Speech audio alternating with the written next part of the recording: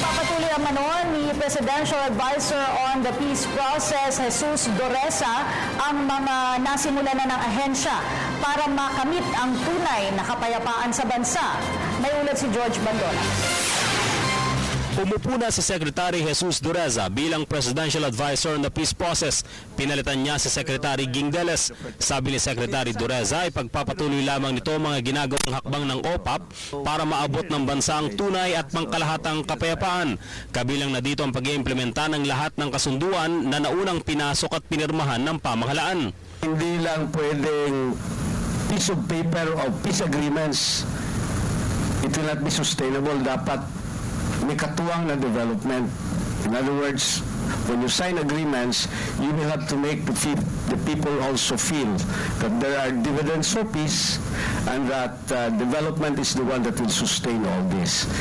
Inamin ni Doresa, malaking hamon ang naiwang kasunduan na hindi na ipatupad dahil walang kakibat na batas para dito.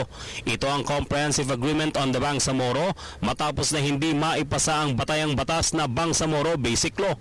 Paniwala si Doresa, uunahin muna ito bago ang layunin ng federalismo. Wala na yung BBL. A new bill will have to be filed. You may call it again BBL or call it by another name. Anong configuration is something else that have to be worked out. Pati ang mahirap nagsasabi, wala na yung BBL, pero gusto nila ituloy yung content ng Comprehensive Agreement on the Bangsamoro.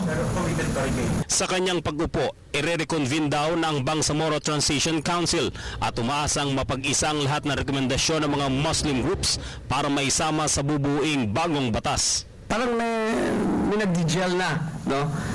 Listening to all the inputs from all sectors. Pero I'll be going to Cotabato pa next week. Gusto kong kausapin din ng other stakeholders to validate what had come together already as a possible roadmap.